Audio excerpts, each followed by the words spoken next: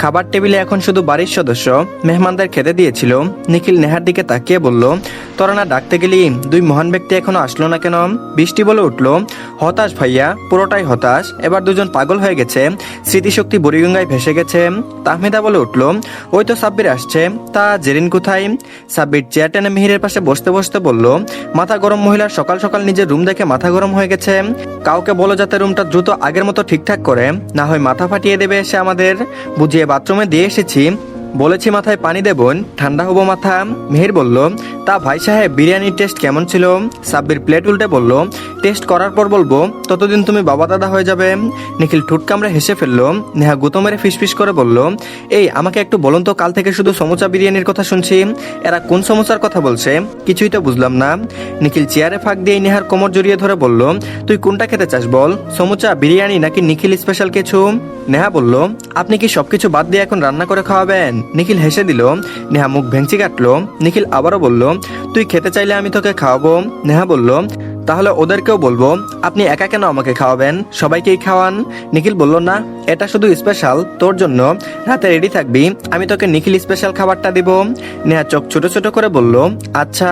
সাব্বির মুখে পরোটা দিবে ঠিক তখন ওই জেরিন এসে ওকে একটা চেয়ারে ঠেলা মারলো। চেয়ার টেনে পাশে বসে পড়লো। ফুরফুরে মেজাজ তার, কাল যে কত কাহিনী হলো এসব মাথায় নেই। ভালো ঘুম, তারপর সুন্দরতম একটা গোসল, একদম মন ফ্রেশ এখন ঝাঁকানাকা। জেরিন সাব্বিরের প্লেট টেনে নিয়ে বলল, কম খা, মোটা হয়ে যাবি ভাই। সেতারা বেগম বলে উঠল, দুইটাই কি শুরু করলি তখন থেকে? সাব্বির বলছিস বোন, জেরিন বলছিস ভাই, তোদের না কালকে বিয়ে হলো? জেরিন খাবার মুখে দিয়ে বলল, হয়েছে তো কি, এখন আমরা কি করব? বিয়ের জায়গায় আমরা আমাদের জায়গায়। সেতারা বেগম বলল, বিয়ে নিয়ে এ কেমন মন্তব্য বোন? সাব্বির বলে উঠল, বাদ দেও তো দাদি, এটা একটা ঘষিটি বেগম, বিয়ে হয়েছে দেখে কি এখন সব নিয়ম পাল্টে যাবে নাকি? সব আগের মতোই থাকবে, এখন এসব নিয়ে আর কথা না বাড়ানোই ভালো। সে তারা মুখ উল্টে বলল, তাহলে তখন বিয়ে করেছিলি কেন? সাব্বির দুঃখী দুঃখী ফেস বানিয়ে বলল, কি আর বলবো দাদি, তখন আমার আবেগ কাজ করছিল, বিবেক কাজ করে নাই। জেরিন বলে উঠল, হ্যাঁ আমারও। এর মধ্যে জেরিন বলে উঠল, ওই ছুঁচা আমার প্লেট থেকে খাইলি কেন? সাব্বির বলল, প্লেট আমার, যা তুই ডাকাতের মতো কেড়ে নিয়েছিস। জেরিন বলল, তুই অন্যটা নে, এটা আমারে দে। এক পর্যায়ে প্লেট নিয়ে টানাটানি লাগলো। সবাই খাওয়া দাওয়া বাদ দিয়ে এদের কাণ্ড দেখছে। আসলে ওরা কিভাবে ভাবলো এই দুই ইবলিশ একদিন ঠিক হয়ে যাবে, কোনোদিন হবে কিনা তা নিয়েও সন্দেহ। এ পর্যায়ে জেরিন বলে উঠল, মেজমা তোমার ছেলেকে বলো কম খেতে, মোটু হয়ে যাবে। সাব্বির জেরিনের মাথায় একটা মেরে বলল, আর তুই জানি একটা ছোট হাতি, সারা রাজ্যে আমার কুলের ওপর ঘুমালি, আর আমার সহ আমার বেচারা পা কোমর দুইটা নাই নাই অবস্থা হয়ে গেছে। কম কম খা, না হয় তোকে আমি আমার খাটে জায়গা দিব না, পরবর্তীতে দেখা যাবে আমার বেচারা খাটের কোমর ভেঙে গেছে। এমন কথা শুনে খুক খুক করে কেসে উঠল শাহ আলম চৌধুরী। তিনজা মিলে হাসছে, বংশের একটা পোলাও ভালো হইল না, সবগুলো মুখ দিয়ে বেফাস কথা বলে যেখানে সেখানে। আর এদিকে আজকে অনেকদিন কেটেছে বাড়ির খুশির আমেজ।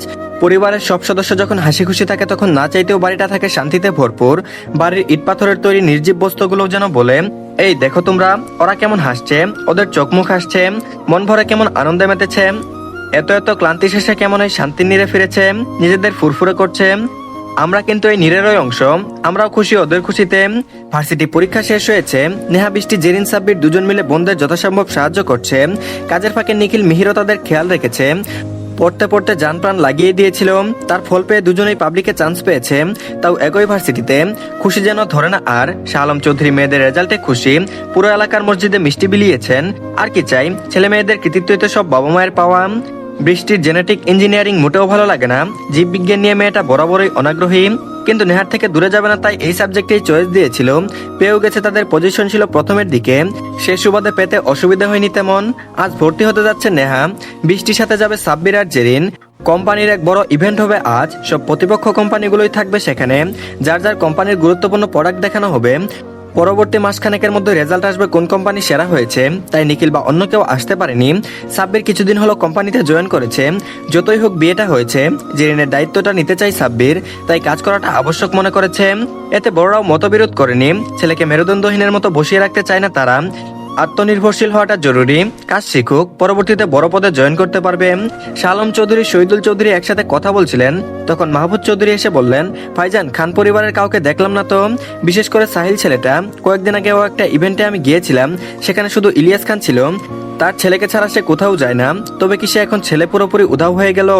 শহীদুল চৌধুরী বলল, এটা খানদের কোনো চাল নয় তো, ইলিয়াস ধূর্ত মানুষ, ভালো কোনো পরিকল্পনা যে করবে না এটা নিশ্চিত আমি। আর এদিকে ভার্সিটি প্রাঙ্গণে পৌঁছালো নেহা। বৃষ্টির আজ মনটা ভীষণ ভালো। এতদিনের পরিশ্রমের ফল, অনুভূতিটাই কেমন তৃপ্তিময়। ভর্তি কার্যক্রম শেষ হলো দু বোনের। এদিকে জেরিন ভার্সিটির চত্বরে দাঁড়িয়ে ফুচকা খেতে ব্যস্ত।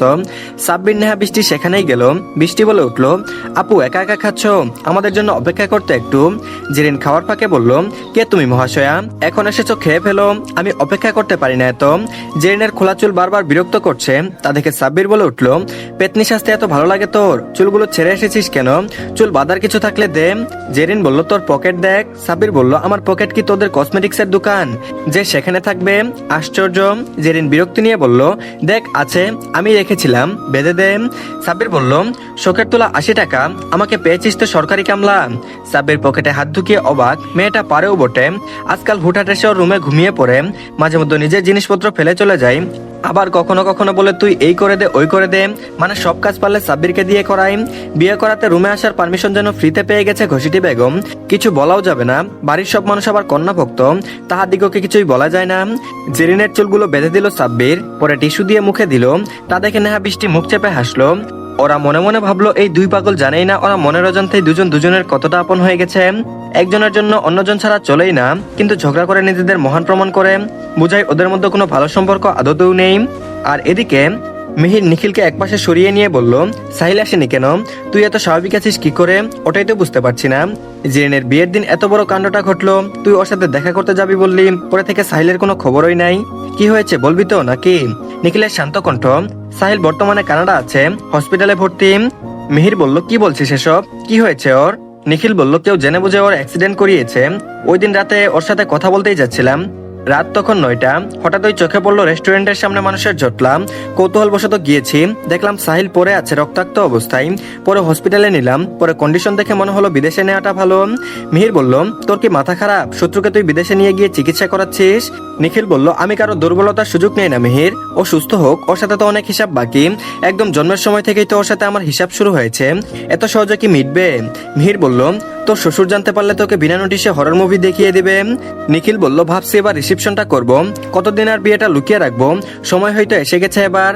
মিহির বলল, নীরবকে গুটি করে সাহিল জেরিনের সব কথা শুনতো, ভেবেছিল অফিস সম্পর্কে তথ্য নিতে পারবে, কিন্তু তেমন কিছুই হলো না, উল্টো জেরিনের জীবন নষ্ট করতে চাইলো, পরিবারের সম্মানটা হারাতে হারাতে বাঁচলো, তারপরও তুই ওকে সাহায্য করছিস। নিখিল বলল, সময় হলে জানতে পারবি সব, বুঝবি আমি ভুলছিলাম নাকি সঠিক। আর এদিকে ভার্সিটির ক্লাস, সন্ধ্যায় বাড়ির সবগুলো মানুষের সাথে বসে আড্ডা দেওয়া, রাতে সকালে একসাথে খাওয়া, রোজকার এই নিয়মগুলো খুব সাধারণ, তবুও এক ভালোবাসা মিশে আছে। আজ ভার্সিটি থেকে ফিরতে দেরি হলো নেহা বৃষ্টির। ল্যাবে কাজ করতে করতে দুজনেই ভীষণ ক্লান্ত। বাড়িতে ঢুকে দেখলো বাড়ির পরিবেশ জমজমাট, সন্ধ্যা হয়ে এসেছে। নিখিল, সাব্বির, জেরিন রূপ বসে, পাশে সেতারা বেগম, সাহারা বেগম, তাহমিদা বেগম হাতে করে কিছু প্লেট দিয়েছে বাকিদের হাতে। সাদা সাদা জিনিসগুলো দেখে চিনতে বেশি সময় নিল না নেহা। তার পছন্দের অপরিপক্ক নারিকেলের নরম শ্বাস, হাসি হাসি মুখ করে বসার ঘরে আসলো। বৃষ্টি বলে উঠলো, আমাদেরকে ছেড়েই খেতে বসে গেছো তোমরা? সাহারা বেগম বলল, আজ এত দেরি করলি কেন তোরা? তাও এই সন্ধ্যায় এসেছিস একা একা, নিখিলকে পাঠাতাম না হয়তো ওদের আনতে। বৃষ্টি বলল, আর বলো না মেজমা, লেবের ভিতর এতক্ষণ ক্লাস হবে কে জানতো, তার উপর দাঁড়িয়ে থাকতে থাকতে পা দুটো শেষ। বৃষ্টির কথা শুনে সাহারা বললেন, যা সোফাতে বস, আমি শরবত করে দিচ্ছি তোদের। তাহমিদা বেগম হাতে আর একটা প্লেট অবশিষ্ট আছে, যা বৃষ্টিকে দিতেই নেহা ঠুটুলটে বলল, তোমরা আমার জন্য রাখোনি, একা একা সব খেয়ে ফেলেছো, কেউ একটু ভালোবাসো না আমায়? সাব্বির খেতে খেতে বলল, চুপ নাটকবাজ। যেই না নিজের ভাগ না পেল তখনই ইমোশনাল কথাবার্তা শুরু, যখন তুই একা একা খাস তখন কি আমাদের কথা মনে রাখিস? নেহা মুখ বাঁকিয়ে বলল, তুমি এটা বলতে পারলা আমাকে, আমি তোমাদের না দিয়ে খাই? লাগবে না তোমাদেরটা, তোমরাই খাও। তাহমিদা বেগম রান্নাঘর থেকে নেহারটা আনতেই গিয়েছে, কিন্তু মেয়েটা যদি একটু বুঝদার হতো, তার আগে গলা ফাটিয়ে বকবক শুরু করেছে। বাড়ি শুদ্ধ লোক জানে এই নরম নারিকেল নেহা আর নিখিলের বেশি পছন্দ। দুনিয়ার সব অমিল থেকেও একটা খাবারে এদের মিল। তাহমিদা যখন ওই সামনে এগিয়ে যাবে, হামিদা বেগম সে হাত টানে থামিয়ে দিল। তাহমিদা চোখের ইশারায় জিজ্ঞেস করলো, কি? হামিদা বেগম বুঝালেন, দেখতে থাক, পরীক্ষা চলছে। তাহমিদা বেগম বিমূঢ় হয়ে চাইলেন। নিখিল তখনও ফোনে ব্যস্ত ছিল। নেহার কথা শেষ হতেই হাতে নিজের প্লেটটা নেহার দিকে এগিয়ে দিয়ে বলল, নে খা। নেহা যেন হঠাৎ এমন হয় অবাক হয়েছে, কতক্ষণ পিটপিট করে তাকিয়ে থেকে বলল, আপনারটা আমাকে দিচ্ছেন? নিখিল বলল, মন চেয়েছে তাই, এখন তুই খা, আমি দেখব। নেহা বলল, আপনারটা আমি খাবো না। নিখিল চোখ ছোট ছোট করে তাকিয়ে বলল, কেন খাবি না? খেতে বলেছি খা। শেষের কথাটা ধমকের সুরাই বলল নিখিল। তিনজা তা দেখে মিটিমিটি করে হাসছে। ছেলে মেয়েদের ভালোবাসা দেখা হয়তো কারো কারো কাছে লজ্জার, অস্বস্তির, তবে কিছু কিছু ক্ষেত্রে এসব দেখেও বাবা মায়ের খুশি হয়, বুঝতে পারে তাদের ছেলেমেয়েরা একে অন্যের সাথে ভালো আছে, একজন অপরজনের খেয়াল রাখতে জানে, ভালো লাগা মন্দ লাগা পছন্দ অপছন্দ সবকিছু জানে বুঝে নিজেরাই নিজেদের সামলাতে পারে। নেহা হাতে প্লেট নিয়ে খাওয়া শুরু করার আগে নিখিল হাত চেপে ধরে থামিয়ে দেয়। নেহা তাকিয়ে তার পানে মিনমিন করে বলল, আবার কি হলো? নিখিল একটা ধমক মেরে বলল, সারাদিন কত জীবাণু লাগিয়ে এসেছিস সাথে, তার উপর কেমিক্যাল খাওয়ার পর মরার শখ জাগছে তোর। বৃষ্টি মুখে দেওয়ার আগেই এক ছুটে গেল বেসিনের সামনে। আল্লাহ, কখন জানি ওকেও ধমক লাগাই। নেহা বিরক্তি নিয়ে বলল, শোন তো, খাওয়ার ইচ্ছে নেই আমার, রুমে যাব। নিখিল নিজের হাতে নিয়ে নেহার মুখে দিয়ে বলল, হা কর। কি হলো, কথা কানে যায় না? নেহা মুখ ভেঙচি কাটলো। এভাবে ধমক দেওয়ার কি আছে, আজব লোক। নেহা মুখ চলল অর্ধেক খাওয়া শেষ হতেই নিখিলের হাত থামিয়ে দিয়ে উঠে পড়ল, দাঁত কিলিয়ে বলল, বাকিটা আপনি খান, দাদি বলেছে ভাগ করে খেলে। সাব্বির কথাটা টেনে নিয়ে বলল, ভালোবাসা বাড়ে। হুহা করে হেসে দিল সবাই। এতক্ষণ ধরে তামাশা দেখছিল, বুঝতে বাকি রইল না নিখিলের। সাব্বির বলে উঠল, জেরিন মোনা, তুমি ওট্টু খাইবা? জেরিন চোখ বড় বড় করে তাকিয়ে বলল, ওরে সুবহানাল্লাহ, কি দরদ মাইরি, এত পিরিত লাগায়া কথা কোয়া কবে শিখছস? সাব্বির এগিয়ে এসে বলল, নেও নেও নেও, খাও একটু বাবু, খাও। জেরিন সরতে সরতে সোফায় শুয়ে পড়ছে, একদম শাসিয়ে বলছে, দেখ দেখ সাব্বির, বেশি ভালো হবে না, এসব আমি খাই না জানোস না, মুখে দিলে কেমন ক্যাচক্যাচ করে ওঠে। সাব্বির জোর করে জেরিনের মুখের ভিতর দিয়ে মুখ চেপে ধরলো হাত দিয়ে, যাতে ফেলতে না পারে। পরে শয়তানি হাসি দিয়ে বলল, এবার দেখ কেমন লাগে, তুই আমারে ওই দিন জোর করে পটল ভাজি খাওয়াইছিলি না, ওইটার শাস্তি। জেরিন সাব্বিরের দিকে তাকিয়ে হেসে বলল, আজকেটা তো খেতে মজা ছিল, এবার বাকিটাও দে, তুই আর খেয়ে কি করবি? জেরিন পুরো প্লেট নিয়ে নিল নিজের হাতে। সাব্বির চেঁচিয়ে বলল, হাই জ্যাক, আমারটা দে ঘষিটি বেগম। যে যার কাজে মনোযোগ দিল, কারণ সবাই জানে এরা শুরু হলে আর থামবে না। জেরিনের পেছন পেছন সাব্বির পুরো বসার ঘরে দৌড়দৌড়ি করছে। অবশেষে দুজন ক্লান্ত হয়ে বলল, আজকের মতো এখানে স্থগিত, বাকিটা কাল। সাব্বির সোফায় বসতে জেরিন গিয়ে সোফার উপরে পা রেখে সাব্বিরের পায়ের উপর মাথা রেখে শুয়ে পড়ল। সাব্বির চেঁচিয়ে বলে উঠল, একটা আস্ত বিল্ডিং ভাঙা পড়লো গো আমার পায়ের উপর। কিন্তু জেরিন তাতে কোনো কিছু আসা যায় না, সে তো তার মোবাইলে গেমস খেলায় মনোযোগ দিল। সেতারা বেগম রুমে গেলেন, নাতি নাতনিদের সাথে সময়টাই বুড়ো বয়সে তার মন্দ যাচ্ছে না। কিছুক্ষণ পরেই সাহারা বেগম আসলেন, এখনো বসার ঘরে জেরিন আর সাব্বির।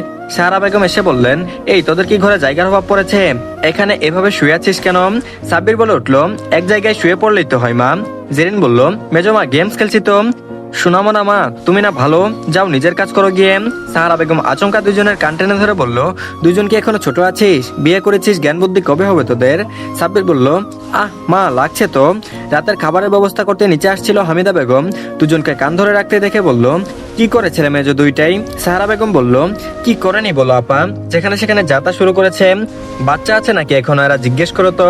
সাব্বির বলল, আচ্ছা আর এমন করবো না, এবার ছাড়ো, এত বড় ছেলের কান ধরেছে, তোমার লজ্জা করে না মা? জেরিন বলে উঠলো, এই তুই চুপ থাকতো, মেজমা আমি তোমার মেয়ে না, বলো তুমি কত ভালো, আগে আমার কান ছাড়ো।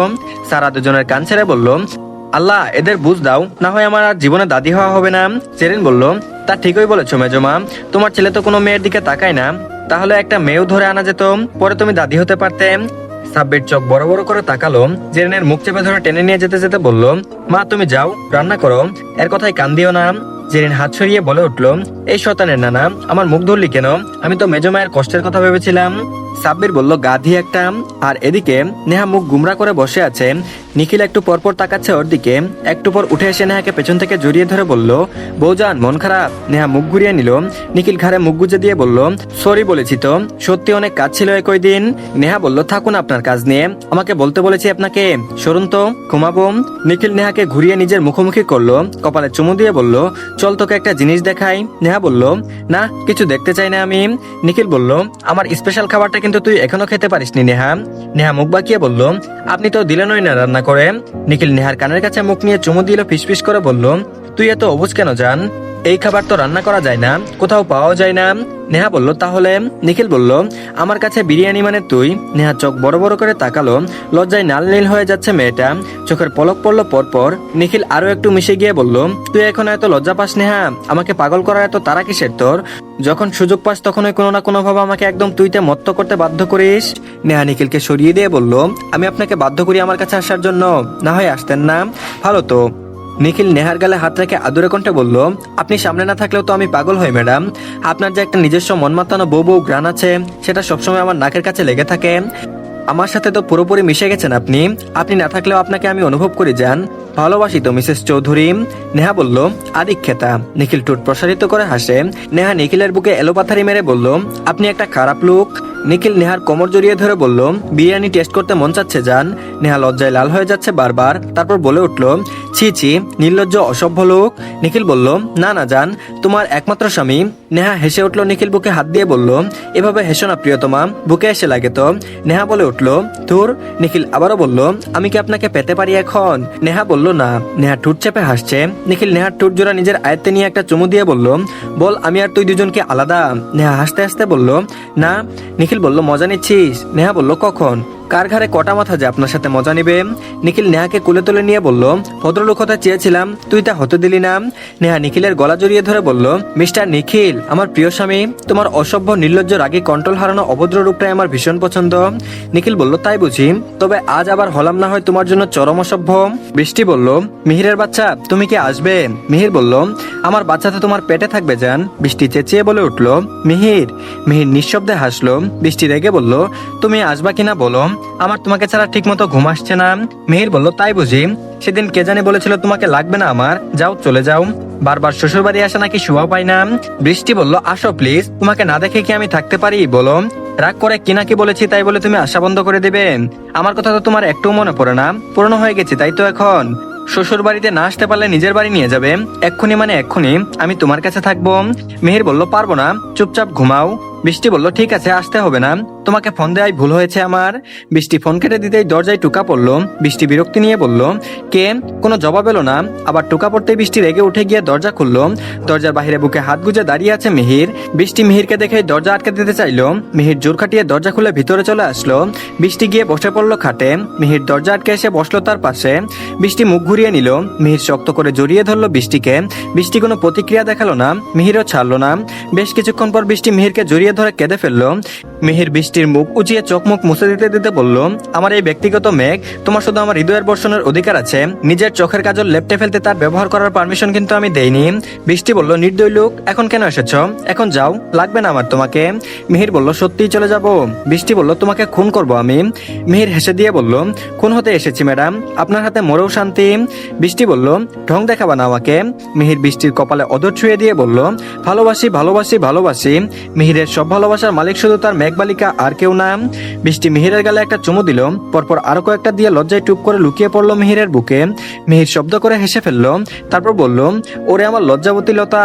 আর এদিকে সকালে খাবার টেবিলে বসে আছে সবাই। খাবার প্রায় শেষের দিকে। পুরুষরা ছুটে গেছে অফিসের উদ্দেশ্যে, কিছুক্ষণ পরই যাবে। নেহা, বৃষ্টি, জেরিন, সাব্বিরার রূপ। এর মধ্যে জেরিন বলল, সে নাকি ভার্সিটি যাবে না, ইদানিং মন চায় না তেমন, পড়াশোনা আর করবে না। হামিদা বেগম রেগে গেলেন, আজ মেয়ের এরকম হেয়ালিপানা আর ভালো লাগছে না। তারপর বলল, কেমন কথা বলছিস সেসব জেরিন? পড়াশোনা নিয়ে কেমন ধরনের মজা? চুপচাপ ভার্সিটি যা, কয়েকদিন পর পরীক্ষা। জেরিন বিরক্তি নিয়ে বলল, সবকিছুতে জোর দেখাও কেন তোমরা? বললাম না যাব না। সাব্বির বলে উঠল, বেয়াদবি করছিস কেন জেরিন? কথা বলার ধরন এমন কেন তোর? জেরিনের হঠাৎ মাথা গরম হয়ে গেল। বিয়ের ঝামেলার পর থেকে কেমন খিটখিটে হয়ে গেছে, ভালো কথাও যেন সহ্য হয় না এখন। সাব্বিরকে জোরেই বলে ফেললো, নামমাত্র বিয়ে করে কি সব অধিকার পেয়ে বসেছিস তুই নাকি? তুই আমার বিষয়ে কোনো কথা বলবি না একদম, নিজের মতো থাক, আমার যা খুশি করবো তোর কি? হামিদা বেগম চেঁচিয়ে মেয়েকে ডাকলেন, জেরিন। সাব্বির হা হয়ে গেল, এর আবার কি হয়ে গেল? তবে মনটা হঠাৎই কেমন খোঁজ করে উঠলো। তবে কি জেরিন ওদের এই বিয়েটা নিয়েই বিরক্ত? সবার জন্য কিছু বলতে পারে না? ওর সাথে একবার কথা বলতে হবে এই বিষয়ে। সাব্বির টেবিল ছেড়ে উঠে গেল। উপরে তখন নেহা, বৃষ্টি উপরে যাচ্ছিল। বৃষ্টি ডাকলো সাব্বিরকে কিছু একটা বলার জন্য। জেরিন সাব্বিরের হঠাৎ উঠে যায়, ও বুঝলো হয়তো ও কষ্ট পেয়েছে, এভাবে বলা উচিত হয় নাই। হামিদা বেগম বলল, তোর যা খুশি কর, আমি আর বাধা দিব না, যেহেতু মা হয়ে তোর চোখের কাটা হয়ে গেছে। হামিদা বেগম চলে যেতেই জেরিন উপরে ছুটলো। মাকে পরেও সামলাতে পারবে, তার আগে সাব্বিরের কাছে মাপ চাইতে হবে। নিজের মাথায় নিজেই দুইটা থাপ্পড় মারলো। কেন এত মাথা গরম হয়? জেরিন সিঁড়ির মাথায় উঠতেই সাব্বির ওর হাত চেপে ধরলো, টেনে নিয়ে গেল রুমের ভিতর। দরজাটা ধাপ করে লাগিয়ে বলল, আমি তোর উপর কোনো অধিকার আজ অব্দি খাটিয়েছি? শুধু তোর বন্ধু মনে করি নিজেকে, আর কিছুই না। আগেও তো তোকে কত কথাই বলতাম, তখন তো অধিকার খাটানোর কথা আসেনি জেরিন। বিয়েটা নামমাত্র, এর কোনো মূল্য নেই তোর কাছে আমি জানি, এটা নিয়ে বাড়াবাড়িও করিনি আমি। তোকে প্রথমেই বলেছিলাম যেদিন চাইবি সেদিনই মুক্তি পেয়ে যাবি। তোর যদি মন চাই বিয়ে নামকটা একটা না থাকলে তুই বেশি শান্তিতে থাকবি, তো সরাসরি বলতে পারতি আমায়, এভাবে সবার সামনে এরকম করার কি দরকার ছিল?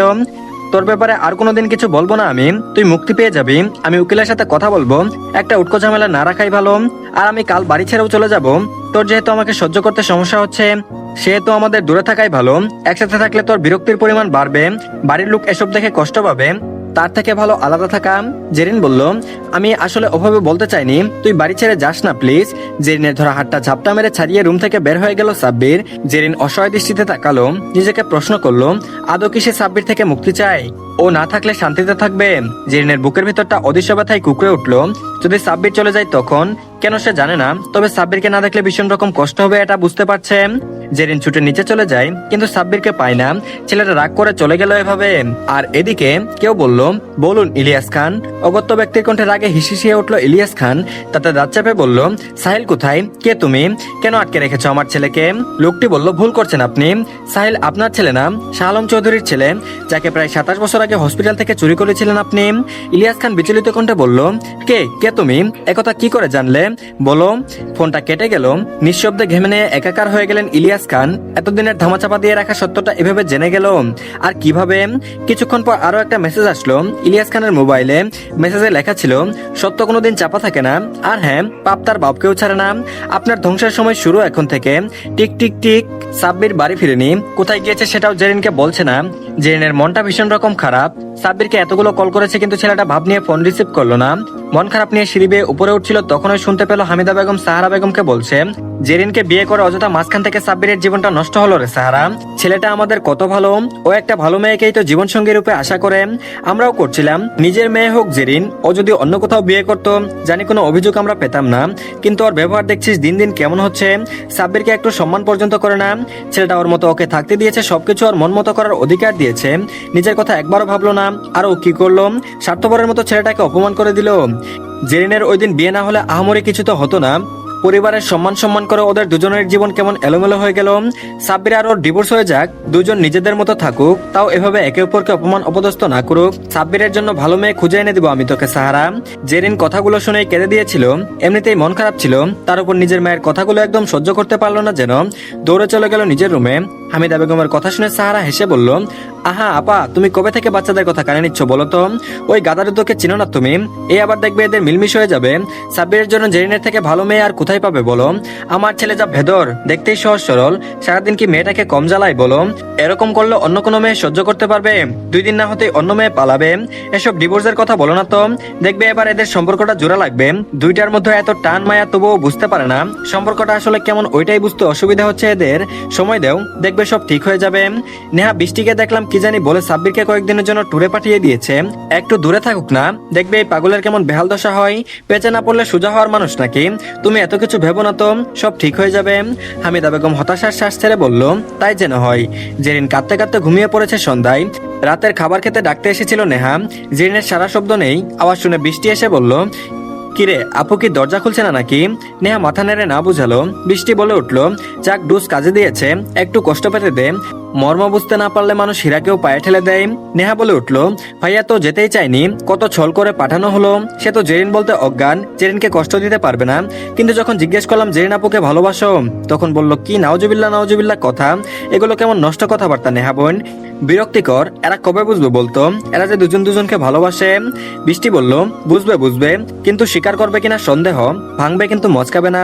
নেহা আবারও বলল, তা যাই হোক, ভাইয়া যদি জানে জেরিন আপু কেঁদে কেটে নদী বানিয়ে ফেলেছে, দৌড়াতে দৌড়াতে চলে আসবে। উফ, আমার ভাইটা এত নরম মনের হইলো কেমনে? আর তোর ভাইটাও একদম দজ্জাল। পেছন থেকে নিখিল বলে উঠলো, কি বললি তুই? আমি দজ্জাল? দজ্জালের মতো কি করেছি তোর সাথে? বৃষ্টি মানে কেটে পড়লো। নেহা আমতা করতে করতে বলল, কই কিছু না তো। নেহা পেছাতে পেছাতে দেয়ালের সাথে মিশে গেল। নিখিল গিয়ে দুহাত বুকে গুজে সামনে দাঁড়ালো। নেহা পিছল হেসে বলল, বড় মা ডেকেছে তো আমাকে। নিখিল বলল, তো যা, আমি ধরে রেখেছি তোকে। নেহা বলল, সরুন, মানে একটা বড় সড়ো খাম্বা দাঁড়িয়ে থাকলে যাবো কি করে? নিখিল চোখ ছোট ছোট করে রয়েছে বলল, আমি খাম্বা? কিন্তু আপনার তো এই দজ্জাল খাম্বাকে ছাড়া চলে না ম্যাডাম। নেহা মিনমিন করে বলল, আপনাকে ছাড়াও চলে আমার। নিখিল মুখটা গম্ভীর করে বলল, ঠিক আছে, দেখবো কতদিন চলতে পারিস। নিখিল দ্রুত পায়ে হেঁটে চলে গেল। নেহা পেছনে গেল, খাবার টেবিলে বসলো। নিখিল গিয়ে এমন একটা চেয়ারে বসলো যার পাশে কোনো খালি নেই।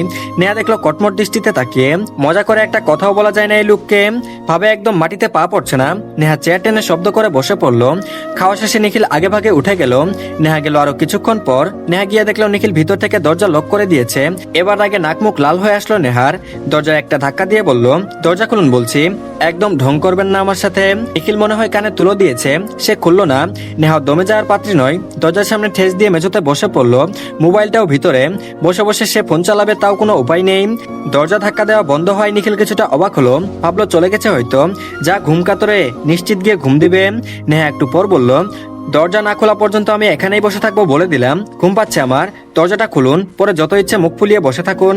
নিখিল কোনো জবাব দিল না। নেহা দুহাটো ভাঁজ করে মাথা ঠেকিয়ে বসে রইল। রাত প্রায় 1টা। নিখিল ভেবেই নিয়েছে তার বউ নিজের ঘরে গিয়ে শান্তিতে ঘুম দিচ্ছে। দরজাটা টেনে খুলতে কিছু একটা ধপ করে পড়লো। নিখিল আবছা অন্ধকারে তাকিয়ে চমকে উঠল। নেহা দরজার সামনে বসেছিল, হয়তো চোখ লেগে গেছে, তাই দরজা খোলার টাল সামলাতে না পেরে পড়ে গেছে। নিখিল অস্ফুট স্বরে আর্তনাদ করে বলল, তুই এখনো এখানে বসে, কোথাও লাগেনি তো? দেখি দেখা। নেহা আচমকা প্রশ্ন করলো, এখন কয়টা বাজে? নিখিল বলল, রাত 1টা। নেহা পরে যাওয়াতে কোনোইটা একটু ব্যথা পেয়েছে, তবু ওসব তোয়াক্কা না করে উঠে দাঁড়িয়ে বলল, আপনি 3 ঘন্টা আমাকে দাঁড় করিয়েছেন, এর শাস্তি স্বরূপ আমি 3 দিন আপনার থেকে দূরে থাকবো, তখন দেখবো কাকে ছাড়া চলে না। নেহার আগে ফুসছে, গটগট করে হেঁটে নিজের রুমে চলে যাচ্ছে নেহা। নিখিল তবদা খেয়ে গিয়েছিল নেহার কথা শুনে। যতক্ষণে হুশ ফিরল দৌড় লাগালো নেহার পেছনে। মৃদুস্বরে বলল, বউ না ভালো আমার, ভুল হয়ে গেছে জান, আর জীবনেও এই ভুল হবে না, আমি তোমাকে ছাড়া থাকতে পারবো না, আমি মানছি আমার তোকে ছাড়া চলে না। নেহা দরজা আটকে দিবে সেই মুহূর্তে নিখিল হাত দিয়ে দিল দরজার ফাঁকে। নেহা তারপর দরজায় ঠাস করে লাগিয়ে দিল। নিখিল আ শব্দ করে উঠলো, সাথে সাথে দরজা খুললো নেহা। নিখিল হাত চেপে ধরে দাঁড়িয়ে নেহা তাকে ভিতরে এনে বসালো। কঠিন কণ্ঠে বলল, হাত দেখি। নিখিলের চোখ হাসছে, তার তো কিছু হয়নি, নেহাকে দিয়ে দরজা খোলানোর জন্য এরকমটা করেছে। নিখিল হাত বাড়িয়ে দিতেই নেহার আগে চোখ গরম করে তাকালো। নিখিল নেহার আগে কাঁপতে থাকা নাকের ডগায় টুকা মারলো, এতে আরো তেতে উঠলো নেহা। নিখিল চট করে নেহার কোলে মাথা রেখে শুয়ে পড়লো। পেটে মুখ গুজে দিয়ে নাক ঘষতে ঘষতে বলল, এভাবে রাগ করে চলে গেলে আমার কি হবে? তুমি ছাড়া আমি একদণ্ডও চলতে পারি না, তুমি জানো না? আমারও তো ঘুম থেকে উঠে তোমাকে নিজের বুকে না দেখলে পাগল পাগল লাগে, রাতে তোমাকে বুকে না নিয়ে ঘুমালে ঘুম হয় না আমার। নেহা বলল, তাই তো তখন ডাকার পরও দরজা খুলেননি? আপনার বুকে ঘুমাই তো, তাই আপনি ইচ্ছা করে দূরে সরিয়ে দেন যাতে আমি কষ্ট পাই, ইচ্ছে করে দুর্বল জায়গায় আঘাত করেন। নিখিল দুহাতে নেহার কোমর জড়িয়ে ধরে পেটের উপর একটা কামড় বসিয়ে দেয়। নেহা ধাম করে একটা কিল বসায় নিখিলের পিঠের উপর, মুখে বলে একটা নির্দয় অসভ্য লোক। নিখিল পরপর কয়েকটা চুমু দেয়। নেহা ঠেলে সরাতে চায় নিখিলকে। নিখিল ঘুম জড়ানো কণ্ঠেই বলল, ঘুমাতে দে নেহা। নেহা বিরক্তি নিয়ে বলল, আমি আর কি করব? নিখিল বলল, স্বামী সেবা করো যান, মাথা টিপে দাও আমার, হাত বুলিয়ে দাও। নেহা বলল, অসহ্য। নিখিল বলল, কিছু করার নেই, সহ্য করতে হবে আমৃত্যু। জেরিন বেচারি ভার্সিটি যাচ্ছে আর ফিরে আসছে, 3 বেলা খেয়ে রুমে বসে থাকছে। নেহা বৃষ্টি বাড়ির কারোর সাথেই কথা বলছে না। জেরিন সাব্বিরকে ফোন দেওয়া বন্ধ করে একটা ছোট মেসেজ দিয়েছে শুধু। মেসেজে লিখেছে, সাব্বির শুধু একবার তুই সামনে আয় আমার, এমন মার মারবো না, পরে আর কোনোদিন দূরে যাওয়ার সাহস হবে না তোর, আমাকে ছেড়ে যাওয়ার শাস্তি তোকে পেতেই হবে। মেসেজ দেখে সাব্বির কতক্ষণ হেসেছে, তার মানে মহারানী তার কথা একটু হলেও ভাবে। সাব্বির দূরে যাওয়ার কষ্ট হয়। জেরিনের রাত দিন যেন কাটছে না। সাব্বিরের থেকে এই প্রথম তার এতদিনের দূরত্ব। ছোট থেকে আজ অব্দি বেড়াতে গেলেও একসাথে গিয়েছে, সারাদিন ঝগড়া করেছে, কথা বলা বন্ধ করেছে, আবার মিলেও গেছে পরের দিন। কিন্তু এখন সময়টা বিষাক্ত লাগছে জেরিনের কাছে, দমবন্ধ হয়ে আসছে যেন। বাড়ির সবার মাঝে নিজেকে চরম শূন্য মনে হচ্ছে। পুরো বাড়ি জুড়ে শুধু নিজের আর সাব্বিরের সব পুরনো স্মৃতি ভেসে বেড়াচ্ছে। এই তো সাব্বিরের সাথে তার খাবার টেবিল নিয়ে ঝগড়া। সবচেয়ে বেশি মিস করছে সাব্বিরের কোলে মাথা দিয়ে ঘুমানোটা। ছেলেটা এই কয়েক মাসে যেন আরো বেশি নিজের সাথে জড়িয়ে ফেলেছে জেরিনকে। জেরিনের কি যেন হয় কে জানে, কোন এক অদৃশ্য বাদনে এসে সাব্বিরের রুমে ঘুমাতো। ছেলেটার সাথে ঝগড়া না করতে পারলে, ওকে জ্বালাতে না পারলে যেন দিনটাকে দিনই মনে হতো না। জেরিন প্রতিদিন কতবার যে মনে মনে বলে, সাব্বির চলে আয় প্লিজ, তোকে না দেখে থাকতে আমার ভীষণ কষ্ট হচ্ছে ইয়ার। কষ্টে বুকের ভেতরটা কেমন খা খা করছে। ছেলেটার কি একবারও মনে পড়ে না তার কথা? এতটাই চোখের কাটা হয়ে গিয়েছিল, একটা কথা এত বড় শাস্তি দিচ্ছে তাকে। অভিমানে টইটম্বুর হলো মন, অশ্রুতে ভিজলো চোখের কোণ। আর এদিকে জেরিনের এমন চুপসে যাওয়াটা কারোর নজরেই এলো না। হামিদা বেগম কিছু বলতে গিয়েও বলল না, তবে মেয়ের ফুলা চোখ উদাসীন চাওয়ানি তাকে ভীষণ কষ্ট দিচ্ছে। সাব্বিরটা যে কবে আসবে কে জানে। শহীদুল চৌধুরী হঠাৎ জিজ্ঞেস করলো, জেরিন তোর কি কিছু হয়েছে মা? এরকম মনমরা দেখাচ্ছে কেন? সাব্বির কোথায়? না বলে কোথায় ঘুরতে গিয়েছে? জেরিন কোনো কিছুই শুনতে পায়নি। আবারও ডাকতে জেরিন হকচকিয়ে তাকালো, অস্পষ্ট সুরে বলল, জি ছোট আব্বু। ছোট আব্বু বলল, সাব্বির কোথায়? তোকে বলে যায়নি? জেরিন কি উত্তর দিবে বুঝে পেল না। কিছুক্ষণ চুপ থেকে বলল, না। কারো বুঝতে বাকি রইল না দুইটার মধ্যে কিছু একটা হয়েছে। তাই একজন এরকম মরার মতো হয়ে আছে, আরেকজন লাপাত্তা। সেতারা বেগম বললেন, জেরিন বোন আমার ঘরে একটু আইতো। জেরিনের খাওয়া শেষ, সে হাত ধুয়ে পেছনে গেল। জেরিন গিয়ে খাটে বসে পড়লো। সেতারা বেগম কাছে গিয়ে মাথায় হাত রেখে বলল, ঝগড়া করেছিস? জেরিন সেতারা বেগমকে জড়িয়ে ধরে হু হু করে কেঁদে উঠলো। দরজার বাইরে দাঁড়িয়ে আছে হামিদা বেগম, সাথে নেহা আর বৃষ্টি। জেরিন হেঁচকে তুলছে আর বলছে, তোমাদের নাতি কত খারাপ দেখেছো? দাদি একটাবারও ফোন রিসিভ করলো না, রাগ করে চলে গেছে। আমি কি এতই খারাপ নাকি? আমার সাথে থাকলে ওকে খেয়ে ফেলতাম নাকি বলো? আমার কি কষ্ট হয় না নাকি? একা সব কষ্ট শুধু ওর। এবার আসুক, দেখবে এর সাথে আমি সারা জীবনেও কথা বলবো না।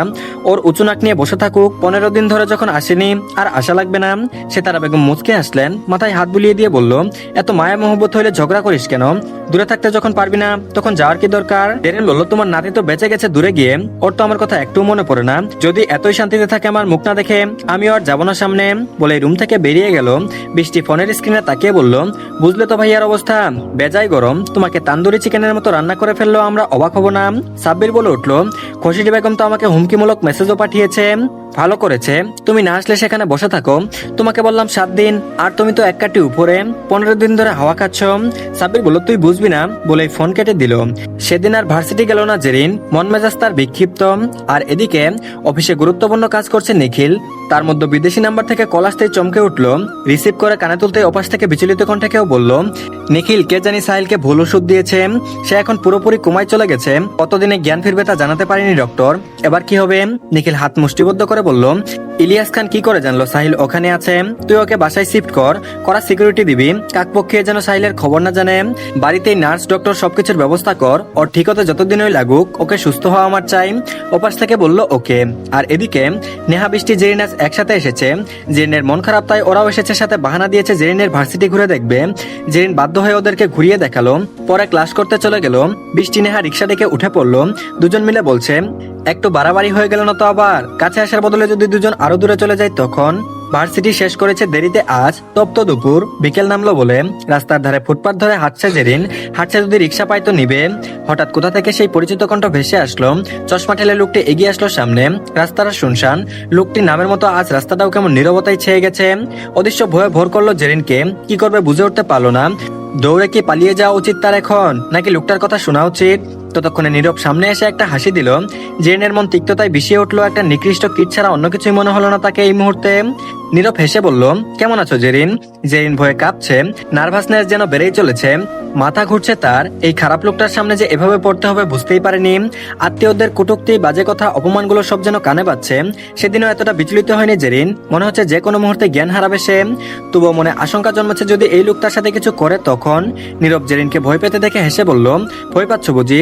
জেরিনের হাত ধরার জন্য উদ্যোগ নিতেই একটা শক্তপোক্ত হাত জেরিনকে টেনে দুকদম পিছিয়ে আনলো। কাঁধে হাত রাখতেই জেরিন চোখ বন্ধ করে বলে উঠল, সাব্বির। জেরিনের কাঁধে হাত রেখে সাব্বির বলল, হেই প্রফেসর। সাব্বিরকে দেখে যেন দেহে প্রাণ এলো জেরিনের। সাব্বিরের সাথে আর একটু মিশে গিয়ে কোমরের দিকটায় শার্ট চেপে ধরলো জেরিন। ভয়ে থরথর করে কাঁপছে মেয়েটা। সাব্বির ভরসার হাতে জেরিনের বাহু জড়িয়ে ধরে কানের কাছে অতি ধীর কণ্ঠে বলল, ভয় পাচ্ছিস কেন? আমি আছি তো। এর সামনে নিজেকে কঠোর দেখাতে হবে জেরিন। দেখিয়ে দে কেউ তোকে ভাঙতে পারেনি এত সহজে। তুই মুভ অন করেছিস, ভালো আছিস? জেরিন অপলক তাকিয়ে উজ্জ্বল শ্যামলা মুখশ্রী পানে কতদিন পর দেখছে এই কাঙ্ক্ষিত মানুষটিকে। সাব্বিরকে দেখে নীরব হেসে বলে উঠল, বাহ, বেস্ট ফ্রেন্ডের বডিগার্ডের কাজও করছো দেখছি, নাকি ভাই হিসেবে নিজের চাচাতো বোনকে পাহারা দিচ্ছ? সাব্বির হাসলো ঠুটুলিয়ে, যা মনে করেন তাই। তা আপনি এখানে যে নিজের গার্লফ্রেন্ডের উপর থেকে রুচি উঠে গেল বুঝি? অবশ্য যারা এত নিখুঁত প্রেম সংগঠিত অভিনয় করতে পারে তারা কাউকে আদৌ সত্যিকারের ভালোবাসে কিনা সন্দেহ। নাকি অন্য কোথাও মুখ দিতে গিয়ে ধরা পড়েছেন, তাই মুখে থুতু ছিটিয়ে চলে গেছে। যদি মেয়েটি চলে যায় তো ভাববো সত্যি তার কপাল ভালো, না হয় বুদ্ধিমতী। একটা লম্পট ধান্দাবাজ মানুষের সাথে থাকার চাইতে সারা জীবন একা থাকা ভালো। একটা কথা আছে না, দুজন বিদ্বান হলেও পরিত্যাজ্য। মুখোশধারী একটা শয়তান আপনি। শিক্ষক হয়ে মানুষ গড়ার বদলে আপনি কিনা মিথ্যা বলে প্রতারণা করে আমাদের পরিবারের সম্মানের দিকে হাত বাড়িয়েছেন। একটা মেয়ের সাথে এত বড় একটা জঘন্য খেলা খেলতে একবারও বিবেকে বাঁধলো না আপনার? নীরব রাগে ফুস করে উঠে বলল, এই তোমার সাহস তো কম না, আমার ভালোবাসা নিয়ে কথা তুলো। জেরিনের দিকে হাত বাড়িয়ে যেই বলতে যাবে আসলে জেরিন, সাব্বির বজ্রকণ্ঠে বলে উঠল, আমার ওয়াইফের থেকে দূরে থাকুন প্রফেসর, নয়তো যে হাত এদিকে বাড়িয়েছেন সে হাত আর আস্ত থাকবে না, ভেঙে গলায় ঝুলিয়ে দিব। সাব্বিরের কথায় বিস্ময় ভরা নয়নে তাকালো নীরব, ভ্রুকুটি করে বলল, ওয়াইফ মানে? সাব্বির চমৎকার হাসলো। তার মুগ্ধতায় ভরপুর হাসি যেন নীরবের বুকে আগুন ধরাতে সময় নিল না। সাব্বির বলে উঠল, উফ প্রফেসর, আপনাকে কেন যেন আমার থ্যাঙ্কস দিতে মন চাচ্ছে। আপনি আমার প্রতিদ্বন্দ্বীকে নিজের ভুলের মাধ্যমে জিতিয়ে দিয়েছেন। আশা করি ওই দিনের কথা ভুলে যাননি। নীরবের কপালে ভাঁজ পড়ল, রাগে হিসিয়ে বলে উঠল, এই বুকা জেরিনের মতো মেয়ে আসলে তোকেই স্যুট করে, আমার সাথে আর যায় না। জেরিন খেপা বাঘিনীর মতো গিয়ে ঠাস করে দুইটা চর মারল নীরবকে। জেরিনের রাগে নাকমুখ লাল হয়ে এসেছে, আঙুল উঁচিয়ে নীরবকে শাসানোর ভঙ্গিতে বলল, তুই কি করে ভাবলি তোকে আমার সাথে মানাবে? একটা থার্ড ক্লাস নিচু মন মানসিকতার মানুষ, নর্দমার কিটে তোর থেকে ভালো।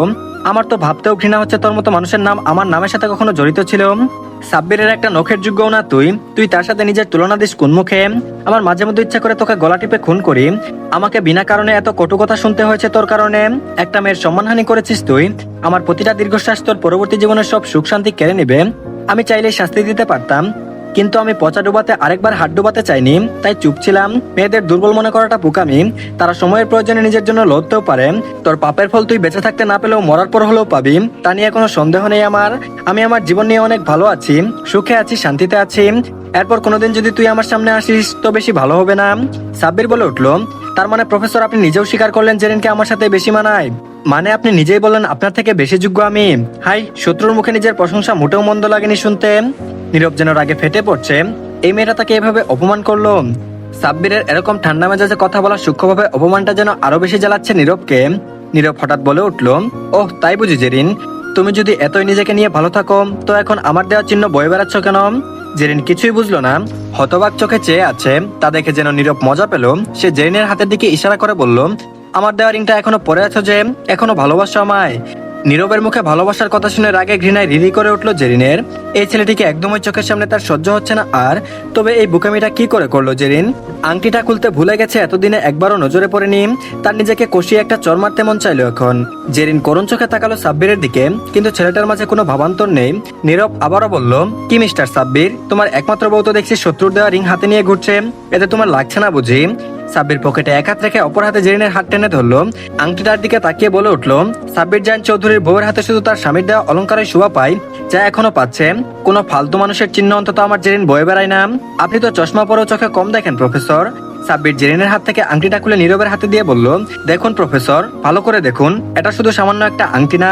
এটার মাধ্যমে আমি নিজেকে সঁপে দিয়েছি জেরিনের কাছে, নিজের নামে আবদ্ধ করে নিয়েছি জেরিনের অনামিকা আঙ্গুলের ভাঁজে লুকিয়ে থাকা অসীম অধিকারবোধকে। সাব্বির বলল, কি হলো প্রফেসর, মুখটা চুপসে গেল কেন? দেখুন ভালো করে, ওই আংটির মাঝে আপনার কোনো চিহ্ন নেই, যা আছে পুরোটাই আমার নাম আর আধিপত্য। হকচকিয়ে তাকালো জেরিন। এই রিংটা সাব্বির কবে দিল সে তো কিছুই জানে না। সাব্বির আংটিটা নিয়ে জেরিনের হাত তার নিজের হাতের ভাঁজে নিল, আলতো হাতে আংটিটা পরিয়ে দিল আবার জেরিনের অনামিকায়। পরপর শুধুই অবাক হচ্ছে জেরিন, কি থেকে কি হচ্ছে।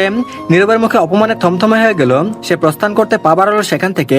সাব্বির পেছন থেকে বলল, আবার যদি জেরিনের আশেপাশে দেখি তো বাঁচা মুশকিল করে দিব তোর কানা কোনখানের। জেরিনের আবার হাসি পেল, মৃদু হেসেও ফেললো। সাব্বিরটা দেখেও কিছু বলল না, হাতের ইশারায় একটা রিক্সা থামিয়ে রাজবাড়ি কণ্ঠে বলে উঠল, উঠ। জেরিন উঠে বসতেই সাব্বির চলে গেল। জেরিন বলে উঠল, তুই যাবি না সাব্বির? সাব্বির পেছনে ফিরেও তাকালো না, রিক্সা ছেড়ে দিল চালক। জেরিন তাকিয়ে পিছনে, রাস্তায় ছেলেটি এভাবে চলে গেল। এত কিসের রাগ সাব্বিরের জেরিনের উপর? বাড়ির কাজটাই আসতে জেরিন মোবাইল বের করে নেহাকে কল দিল। নেহা ফোন রিসিভ করতেই বলে উঠল, নেহা সাব্বির কি বাড়ি ফিরেছে? নেহা তখনই দেখলো সদর দরজা দিয়ে সাব্বির আসছে। সাব্বির ইশারায় নেহাকে বলতে বলল যাতে জেরিনকে বলে সে আসেনি। নেহা তাই করলো। যা শুনে জেরিন ওহ বলে ফোন কেটে দিল। নিজ মনেই ভাবতে থাকলো, তবে কি একটু আগে সাব্বিরের সাথে দেখা হওয়াটাই সবটাই ভুল ভ্রম ছিল? কিন্তু কি করে হতে পারে? একটা জলজন্ত মানুষ কি করে মিথ্যা হতে পারে? ততক্ষণে বাড়ির গেটে রিক্সা থামলো। ভাড়া মিটিয়ে ভিতরে ঢুকলো জেরিন। দেখলো নেহা, বৃষ্টির রূপ, সাব্বির বসে কিছু একটা নিয়ে হাসাহাসি করছে।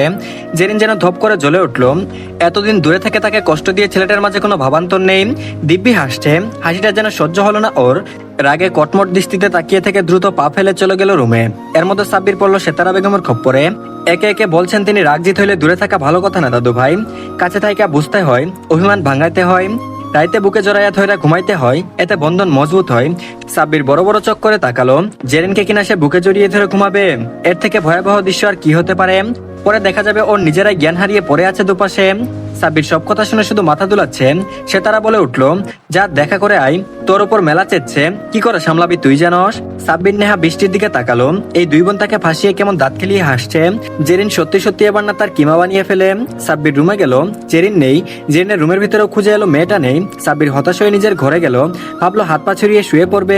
ঠিক তখন ওই বারান্দা থেকে জেরিন বেরিয়ে আসলো। দু হাতে বুক গুজে দাঁড়িয়ে আছে সে। সাব্বির বুঝলো জেরিন তাকে এবার আচ্ছা মতো দিবে। সাব্বির আমতা আমতা করে বলল, দেখ জেরিন, আমার আর আসলে কথা বলা শেষ করার আগে আকস্মিক কাণ্ডে থতমত খেয়ে গেল সাব্বির। জেরিন এসে শক্ত করে জড়িয়ে ধরেছে তাকে। সাব্বির যে নিজেকে ছাড়াবে সেটাও যেন ভাবতে ভুলে গেছে। হৃদযন্ত্রটা কোলাহল করে কিছু একটা জানান দিচ্ছে, যা ঠাহর করতে অপারক সাব্বির। জেরিনের কান্নার শব্দে বিচলিত হলো সাব্বির। জেরিনকে ছাড়িয়ে মুখটা নিজের দুহাতে নিল, চোখের পানি মুছে দিল, আদুরে কণ্ঠে জিজ্ঞেস করলো, কাঁদছিস কেন বোকা? জেরিন ফুপিয়ে কেঁদে উঠলো, আবারও অগোছালো ভাবে সাব্বিরকে জড়িয়ে ধরলো। পিঠের দিকের শার্ট কিছুটা আঁকড়ে ধরে কান্না মিশ্রিত কণ্ঠে বলল, আমাকে ছেড়ে কেন চলে গিয়েছিলি তুই? আর ছেড়ে যাস না প্লিজ, আমি সরি, আর কখনো ওরকম ভাবে কথা বলবো না। আমি তোকে ছাড়া থাকতে পারবো না, অনেক কষ্ট হয় আমার। জানি তুই আমাকে ছাড়া থাকতে পারবি, কিন্তু আমি পারবো না। সাব্বির হাসছে, তারপর দাঁত দিয়ে ঠোঁট কামড়ে ধরে বলল, তুই যেহেতু ভাবিস আমি তোকে ছাড়া থাকতে পারবো, তাহলে তো আমারও উচিত এটাই মনে করা। যেহেতু তোকে ছাড়া থাকতে পারবো, তাহলে এখানে থাকবোই বা কেন? জেরিনের ঝটপট জবাব, আমি বলেছি তাই থাকবি তুই। সাব্বির জেরিনের থেকে দূরে সরে দাঁড়ায়, মুখ ঘুরিয়ে নেয়। জেরিন কষ্ট পেল, মনের কোনো অভিমানীরা শক্তপোক্ত জায়গা করে নিল। জেরিন ভেবেই নিয়েছে সাব্বির চাই তার থেকে দূরে থাকতে। জেরিন হয়তো বেশি বিরক্ত করছে। নিজ মনে নানাবিধ প্রশ্ন উঠিয়ে নিল জেরিন। নিজের মায়ের কথাগুলো এখন মনে পড়ছে তার। সে হয়তো সত্যি সাব্বিরের যোগ্য নয়। যদি সাব্বির দূরে থেকে বেশি ভালো থাকে, তো জেরিনও আর তাকে বিরক্ত করবে না, থাকুক নিজের মতো। জেরিন নিঃশব্দে বেরিয়ে চলে যায় রুম থেকে। জেরিনের কোনো সারা শব্দ না পেয়ে পেছন ফিরে সাব্বির। কি হলো মেয়েটার? মেয়েটা কি চলে গেল? এর মতো ডাকাত মহিলা কিছুই বলল না, উল্টো কেঁদে দিল। ব্যাপারটা ভাবাচ্ছে সাব্বিরকে। জেরিন আবারও উল্টো রাগ করে বসে নেই তো, কিন্তু জেরিন তো এমন মেয়ে না। সাব্বির কিছু করবে আর ওই মেয়ে তাকে আস্ত রাখবে, কিছুই করবে না, এটা সত্যিই অবিশ্বাস্য। রাতের খাবার টেবিলে সবাই উপস্থিত। সাব্বির এতদিন কোথায় ছিল এটা নিয়ে প্রশ্ন করলো না কেউ। এমন ভাব সবাই জানে সাব্বির কোথায় ছিল। জেরিন সেই আগের মতোই নিশ্চুপ ভঙ্গিতে খাচ্ছে। সাব্বির আসার পরও একবারের জন্য তাদের কোনো ঝগড়া না হয় বাড়ির লোক উল্টো চিন্তিত। কিন্তু সবার খুশি হওয়ার কথা ছিল। মানুষ কিছু একটা ভেবে অভ্যস্ত হয়ে গেল, তার বিপরীত জিনিসগুলো সহজে মেনে নিতে পারে না। খাবার টেবিলে একটুর জন্য হলো আজ কোনো রকম ঝামেলা হয়নি। সেতারা বেগম ভাবলেন হয়তো দুটোর আক্কেল হয়েছে, ভালো করে থাকলেই হয়। এবার খাওয়া শেষে যে যার রুমে চলে গেল। থেকে গেল নেহা। জেরিন দুজন হাতে হাতে সাহায্য করে দিল বড়দের, মাঝে মধ্যেই সাহায্য করে। আজ জেরিনকে দেখে হামিদা বেগম অবাক হলেও কিছু বললেন না। মেয়েটা কেমন চুপচাপ হয়ে গেছে হঠাৎ, কি এমন হলো কে জানে। জিজ্ঞেস করলে দেখা যাবে উল্টো রাগ দেখাচ্ছে, তাই তিনিও তেমন ঘাটলেন না। আর এদিকে রাতে সাব্বির ভেবেছে ঘসিডি বেগম নিশ্চিত এসে হাজির হবে। এটা শান্ত থাকা মানে তীব্র ঝড়ের পূর্বাভাস, কিন্তু মেয়েটা আসলো না। জেরিন বিরক্ত হয়ে বসে আছে বারান্দায়, কেমন যেন এক বিদঘুটে অনুভূতিতে তলিয়ে যাচ্ছে তার মন। সাব্বির তো শুধুই ওর বন্ধু ছিল, ছোটবেলা থেকে একসাথে বেড়ে ওঠা। তাদের সম্পর্কে একটা ভালো দিক ছিল, কেউ কখনো কারোর থেকে কিছু লুকাচ্ছে না, স্বচ্ছ পানির মতো ছিল। একজন অন্যজনের কাছে যেখানে তাকালেই ভিতরে সবকিছু স্পষ্ট দেখা যায়। অনেক সময় এমনও হয়েছে কিছু না বলতেও সাব্বির বুঝে যেত জেরিন কি বলতে চাই। জেরিনের ক্ষেত্রেও এমন হতো। তাদের সম্পর্কে এরকম রংবদল হওয়াটা কি খুব বেশি জরুরি ছিল, যার ফলে ওদের মাঝে সৃষ্টি হয়ে গেল এক দূরত্বের দেওয়াল। সাব্বির তো কোনোদিনও জেরিনের থেকে ওর মুখ ফিরিয়ে নেয়নি। যতই ঝগড়া হতো, মারামারি করতো, দিন শেষে সব ভুলে যেত।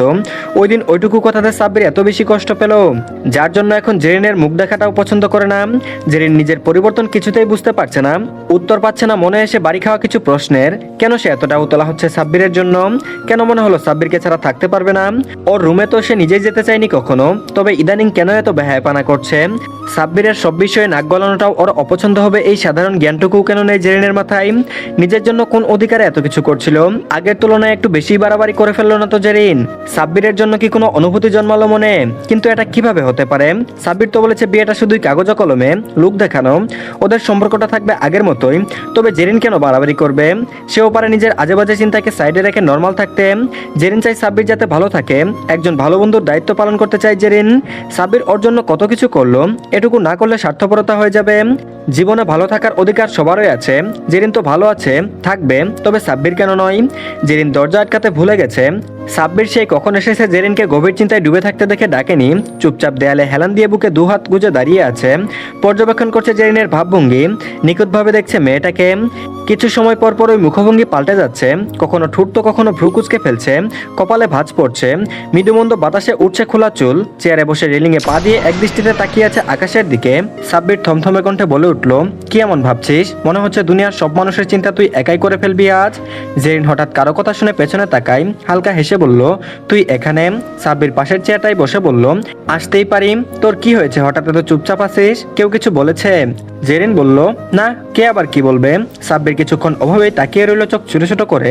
জেরিন তো কখনোই কিছু লুকায় না, আজকে এড়িয়ে যেতে চাইছে কেন? মেয়েটা কি রাগ করেছে এতদিন ওর সাথে কথা না বলাতে? সাব্বির বলল, তুই কি আমার উপর রাগ করে আছিস জেরিন? জেরিন হেসে বলল, রাগ করার মতো আবার কি করেছিস? রাত হয়েছে, জাগিয়ে ঘুমা। আমিও ঘুমাতে গেলাম। জেরিন কথাটা বলে রুমে চলে গেল। সাব্বির হতবিম্বল হয়ে বসে রইল।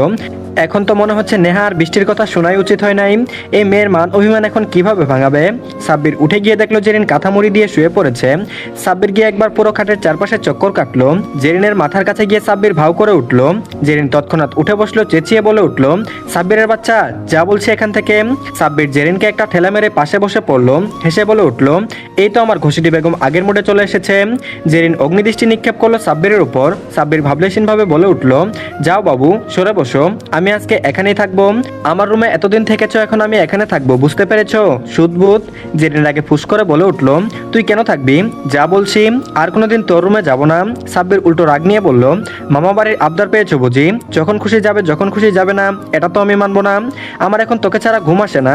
চল বলছি, না হয় আমাকে থাকতে দে। জেরিন রাগে ফুসফুস করছে। তা দেখে সাব্বির মুচকি মুচকি হাসছে। এই মেয়েকে তো আজকে যেভাবে হোক রাগাতে হবে। এর হাতে মার না খেয়ে সাব্বিরের অশান্তি লাগছে। জেরিন আচমকা সাব্বিরের গলা চেপে ধরলো। হঠাৎ করে এমন হয় সাব্বির ধাপ করে বিছানায় পড়ে গেল। জেরিন রাগে দাঁত চেপে বলল, তোর আমাকে ছাড়া কেন ঘুম আসবে না? নাটক করবি না একদম আমার সাথে। তোর রুমে কয়েকদিন গেছি বলে এখন খুঁটা দিচ্ছিস? বললাম না আর যাবো না, তাও জ্বালাতে কেন এসেছিস? আসার পর তোকে একবার খোঁচা মেরেছি আমি? বল। 15 দিন তো ঠিকই শান্তিতে ঘুমিয়েছিস, তখন আমাকে ছাড়াই তো ঘুমিয়েছিস। এখন এসব ফালতু কথা বলবি না। বদ অভ্যাস খুবই খারাপ জিনিস, বুঝেছিস? আমাকে অভ্যাস বানানো ছেড়ে দে, সুখে থাকবি। আমার থেকে দূরে থাকতে চাস, তাই তো চলে গিয়েছিস। আমিও চাই তুই ভালো থাক, আমি কিছু মনে করবো না। তুই তোর মতো থাক, আর আমি আমার মতো। কোনোদিন বিরক্ত করবো না তোকে। সাব্বিরের দৃষ্টি নিবদ্ধ জেরিনের মুখ পানে। জেরিনকে টেনে নিয়ে নিজের কাছে নিল সাব্বির। টাল সামলাতে না পেরে জেরিন পড়ে যায় সাব্বিরের বুকের উপর। উঠে যেতে নিলেই সাব্বির দু হাতে জড়িয়ে ধরলো। জেরিন কাপা কণ্ঠে বলল, ছাড়, আমার অস্বস্তি হচ্ছে। সাব্বির ফটাফট জবাব দিল, হোক, এখন থেকে অভ্যাস করে নে, এভাবেই থাকতে হবে তোকে। জেরিন বলল, মগের মুল্লুক পেয়েছিস? থুর, ভালো লাগে না, ছাড় তো, যা তো রুম থেকে, ঘুমাবো আমি। সাব্বির বলল, আমি কি চাইনিজ ভাষা বলেছি, বুঝতে পারিসনি?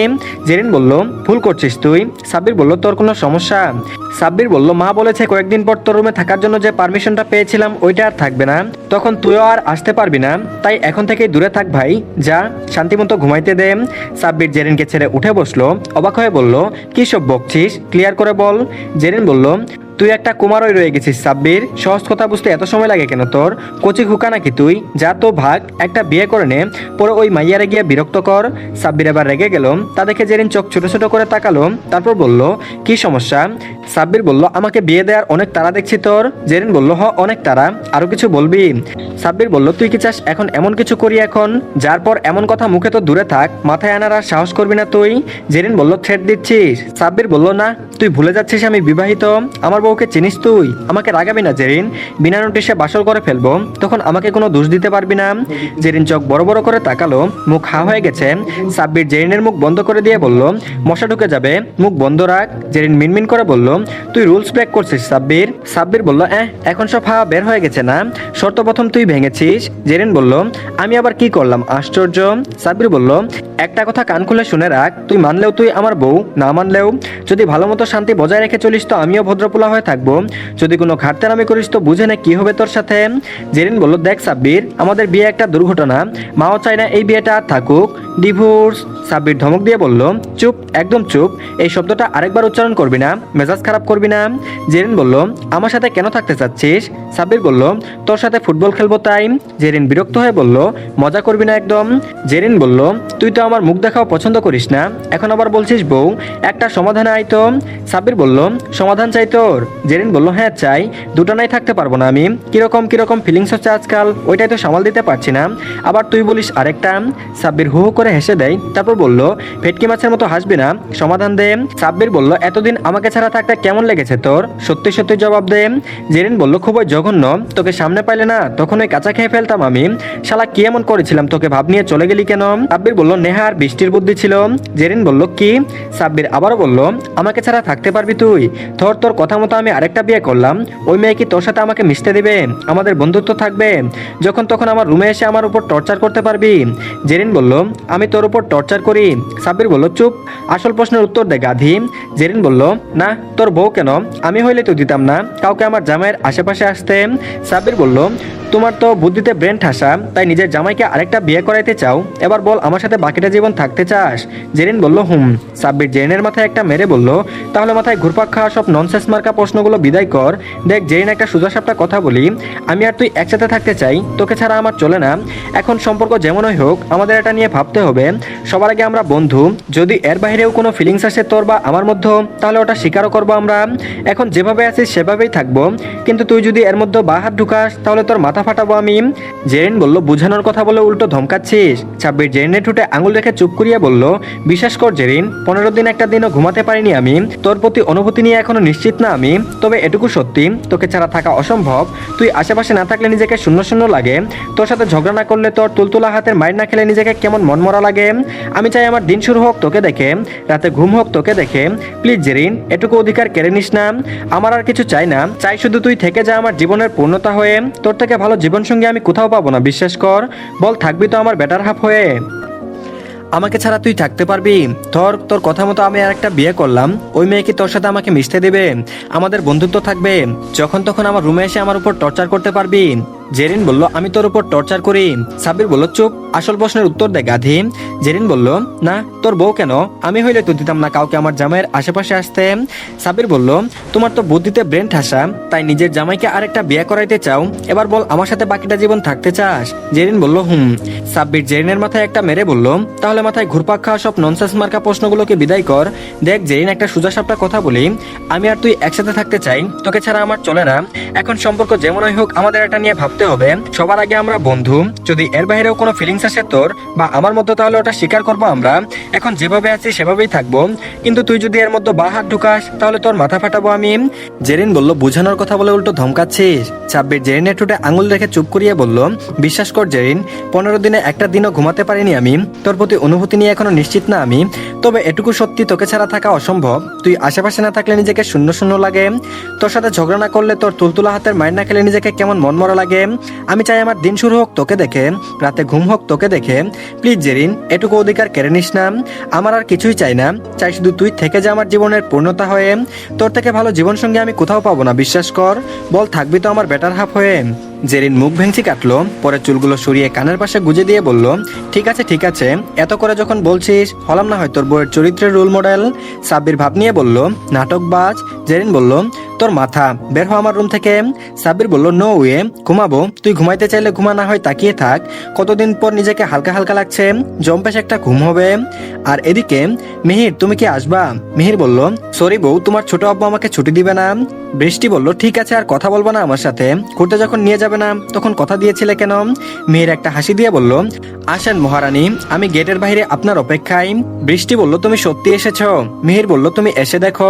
বৃষ্টি শাড়ির কুচি ধরে এক দৌড় লাগালো। মিহির গাড়ির সামনে পকেটে হাত গুজে দাঁড়িয়ে, বৃষ্টির হাসি মুখ দেখে সে নিজেও প্রসন্ন চিত্তে হাসলো। বৃষ্টি এগিয়ে যেতেই মিহির তার কোমর জড়িয়ে ধরলো।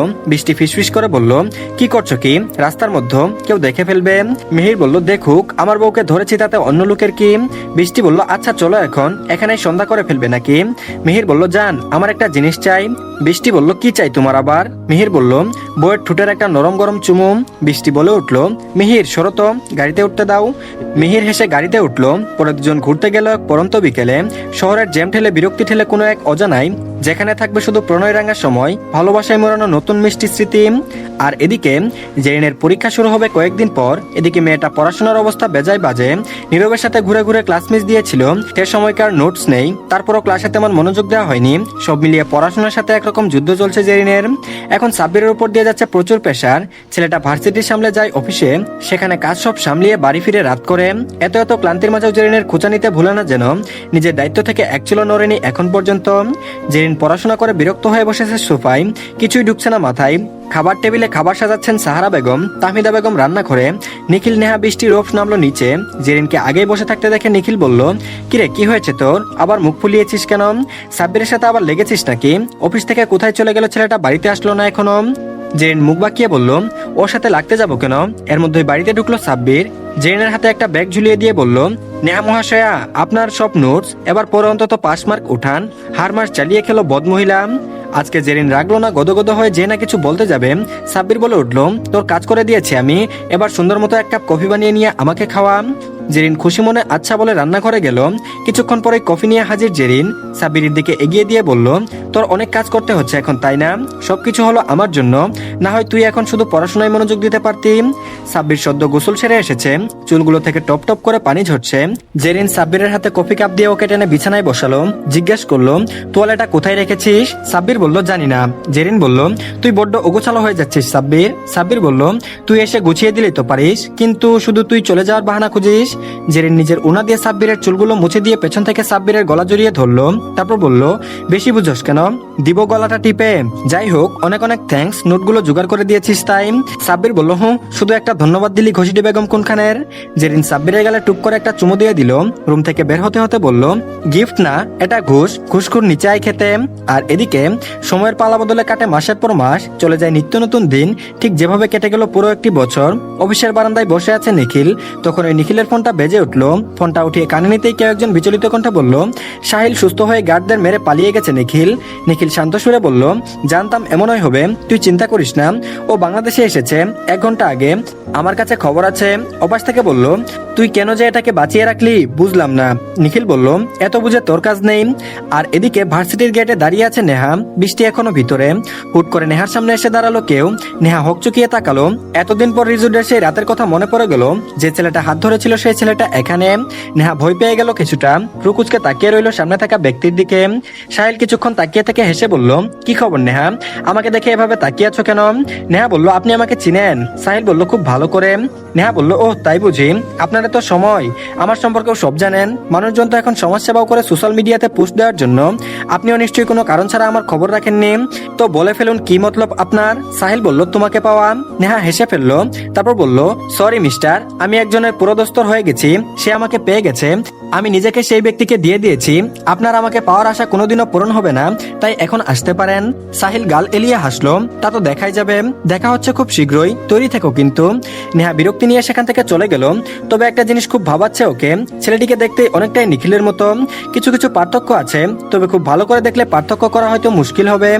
আর এদিকে নেহাকে নিখিল ফোন দিয়ে বলেছে, আজ তৈরি থাকবি, তোকে একটা সারপ্রাইজ দিব। নেহা তো খুশিতে মন ভরে সেজেছে। খয়েরি রঙা শাড়িতে সাদা পাড় নেহাকে ভীষণ মানিয়েছে শাড়িটাতে। আজ বৃহস্পতিবার, বিকেলে চলে আসার কথা নিখিলের। বসার ঘর থেকে আওয়াজ ভেসে আসছে। নেহা ভেবেছে নিখিল হয়তো চলে এসেছে। নিখিলকে দেখার জন্য এক প্রকার দৌড় দিতে সিঁড়ি বেয়ে নামছে, কিন্তু শেষ সিঁড়িতে এসে নেহার পা থমকে গেল। বসার ঘরের সোফায় সাহিল বসে, সাথে মধ্যবয়স্ক পুরুষ ও মহিলা। সাহিল অপলক তাকিয়ে আছে নেহার দিকে। নেহার যেন গা গুলিয়ে আসলো এরকম পরিবেশ দেখে। সোফায় বসা শাহ আলম চৌধুরী, শহীদুল চৌধুরীর মুখ থমথমে। নিখিল এখনো আসেনি। দোতলায় করিডোরে বৃষ্টি আর জেরিন। হামিদা বেগম, তাহমিদা বেগম, সাহারা মুখ চাওয়াচাই করলেন। সেতারা বেগম বেরিয়ে আসলেন নিজের ঘর থেকে। বহু বছর পর ইলিয়াস খানকে দেখে চিনতে ভুল করলেন না বৃদ্ধা। ইলিয়াস খান বললেন, শহীদুল ভাই, আজ কোনো বিজনেসের কথা নিয়ে না, এসেছি ছেলের বিয়ের সম্বন্ধ নিয়ে। তোমার মেয়ে নেহাকে সাহিলের বেশ পছন্দ হয়েছে। কথাটা বিস্ফোরণের মতো ঠেকলো বসার ঘরের সবারই। তখন ওই বাড়িতে আসলো মিহির, সাব্বির আর নিখিল। নিখিল সাহিলকে দেখে হেসে গিয়ে পাশে বসলো। তা দেখে যেন নেহার মাথায় আগুন ধরে গেল। নেহাকে এখনো দেখেনি নিখিল। মিহির নিখিলের কানের কাছে ফিসফিস করে বলল, দেখ সিঁড়িতে নেহা। নিখিল তাকাতেই নেহা কটমট দৃষ্টিতে তাকালো। রাগে গজগজ করতে করতে ভিতরে চলে গেল। নিখিলের বুঝতে বাকি নেই আজ তাকে কি কি সহ্য করতে হবে। নেহা রেগে গিয়ে গ্লাসটা আছাড় মেরে ভেঙে ফেললো। কানের দুলগুলো টেনে খুলে ফেললো নিচে। জেরিন বৃষ্টি দূরে গেল। নেহার আগে ফুসফুস শব্দ করছে। বৃষ্টি গিয়ে বলল, শান্ত হ, কি করছিস? নেহা বলল, কি করছি মানে? তোর ভাই কি করলো? নিজের বউকে সাজাতে বলেছে যাতে পাত্রপক্ষের সামনে নিয়ে দাঁড় করাতে পারে। এটা নাকি সারপ্রাইজ? একবার আসুক আমার সামনে, সারপ্রাইজ ধুয়ে যদি পানি না খাওয়াচ্ছি তো আমার নাম নেহা না। জেরিন বলে উঠলো, পাখি আমার ভালো, এভাবে রাগে না, ভাইয়াকে বকে দিব পরে। দুজন মিলে বুঝ দিতে থাকলো নেহাকে। নিখিল আসতেই শহীদুল চৌধুরী হেসে বলল, ইলিয়াস ভাই বড্ড দেরি করে ফেললেন যে, আমার মেয়ে নেহা তো বিবাহিত। এই যে নিখিল আমার একমাত্র মেয়ের জামাই, 2 বছর আগেই তো ওদের বিয়ে হয়েছে পারিবারিক ভাবে। মেয়ে ছোট তাই কাউকে জানাইনি আমরা। সামনে মাসেই তো ওদের রিসিপশন, কয়েকদিনের ভিতরেই তো সবাইকে জানাতাম। সাহিল যেন রাগে ফেটে পড়ছে। নিখিল মেহমেদ চৌধুরী এভাবে হাটে হাড়ি ভেঙে দিল, কিছুতেই মানতে পারছে না সে।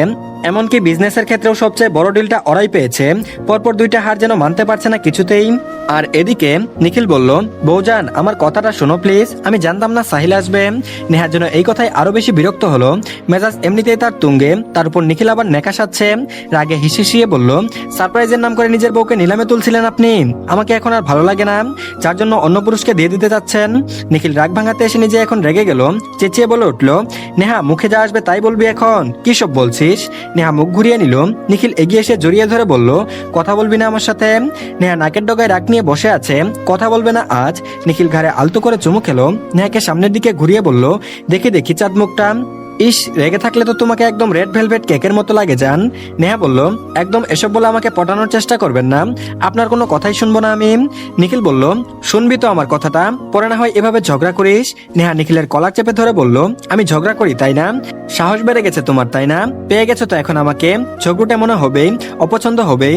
সাহিলকে নিজের বউ দেয়ার এত তারা, এত কষ্ট করার কি দরকার? আমি নিজে থেকেই চলে যাচ্ছি। নিখিল আচমকা নেহাকে কুলে তুলে নিল। নেহা নিখিলের গলা জড়িয়ে ধরতে গিয়েও ধরতে পারলো না। নিখিল সেকেন্ডের মধ্যে নেহাকে খাটের উপর এক প্রকার ছুঁড়ে মারলো। নেহা উঠে বসতে যাবে, তার পূর্বে নিখিল হাত দিয়ে ঠেলে নেহাকে আবারও খাটে ফেললো। নেহা কটমট দৃষ্টিতে তাকালো। নিখিল গম্ভীর কণ্ঠে বলল, আমার সব কথা শেষ না হওয়ার আগে একটা কথাও বলবি না তুই? নেহা বলল, 100 বার বলবো। মুখ কি শুধু আপনার একারই আছে নাকি? নিখিল এবার রেগে ধাম করে একটা কামড় বসিয়ে দিল নেহার গলায়। নেহা দাঁতে দাঁত চেপে বলল, এই রাক্ষস মার্কা ভূত কবে থেকে নিজের মধ্যে ইনস্টল করলেন? দাঁত কিন্তু আমারও আছে বলে দিলাম। নিখিল এবার গলায় চুমু দিল। এক হাতে নেহার ঠোঁটে আঙুল রেখে বলল, নিজে থেকে চুপ করবি নাকি আমাকে করাতে হবে? যদি আমি একবার চুপ করাতে যাই তো পুরো দোস্ত নিজেকে আমাকে এখন দেয়া লাগবে তোর। এখন ভেবে দেখ, চুপ থাকবি নাকি জামাইয়ের আদর নিবি? নেহা কান চেপে ধরলো। নিজের কপাল করে অসভ্য মুখে লাগামিন এক জামাই পেয়েছে, যখন তখন আজে বাজে কথা শুরু করে। নেহাকে চুপ থাকতে দেখে নিখিল হাসে।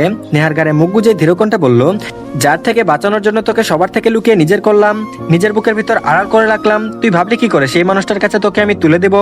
এমন জঘন্য কথা মনে আসার আগে আমার মৃত্যু হোক, আমি বেঁচে থাকতে তোকে অন্য ছায়া তোলেও তো সহ্য করতে পারবো না আমি। ভাবলি কি করে আমি নিজের কলিজাকে টেনে অন্যকে দিয়ে দিব? এই তোর বিশ্বাস নেহা? নেহা নিখিলকে দুহাতে জড়িয়ে ধরে বলল, আমাকে দোষ দিচ্ছেন কেন? ওই সাহিল নামক লোকটা রিজুডে আমার হাত ধরেছিল, ওই দিন ভার্সিটির সামনে কি সব কথা বললো, একে আমার মোটেও পছন্দ না। আর আপনি বলেছেন সেজেগুজে রেডি হবি, যখন ড্রয়িং রুমে গেলাম ভেবেছি আপনি এসেছেন, গিয়ে দেখি ওই ছেলেটা আবার কিভাবে তাকিয়েছিল। আপনি এসে হেসেও কথা বলেছেন ওর সাথে, আমি তো মনে করেছি সাহিলের সামনে নেয়ার জন্য আমাকে শাস্তে বলেছেন। নিখিল বলল, এত অবুঝ কেন তুই নেহা? নেহা বলল, আপনাদের এই বিয়ে লুকানোর ব্যাপারটার জন্যই তো এত কিছু হলো। শুনুন তো, বিয়ে করেছেন বলতে পারে না আবার আদিক্ষেতা। নিখিল বলল, কয়েকদিনের ভিতরেই সবাইকে জানাবো সব। নেহা বলল, শুনুন তো, আপনাকে এখন আমার ভালো লাগছে না, মনটা খারাপ করে দিয়েছেন আপনি আমার। নিখিল উঠে বসে বলল, চল। নেহা বলল, আপনার সাথে যাব না। নিখিল বলল, তুলে দিব একা ছাড়। নেহা বলল, এই ভুল ভুলেও করবেন না। নিখিল বলল, তুই একটা জাতা হয়ে গেছিস নেহা, সাহসটাও বেড়ে গেছে, মুখে মুখে শুধু তর্ক করিস। নেহা বলল, তাহলে কথা না বললেই তো পারেন। নেহার চুপসে যাওয়া মুখটা দেখে নিখিল বাঁকা হাসলো।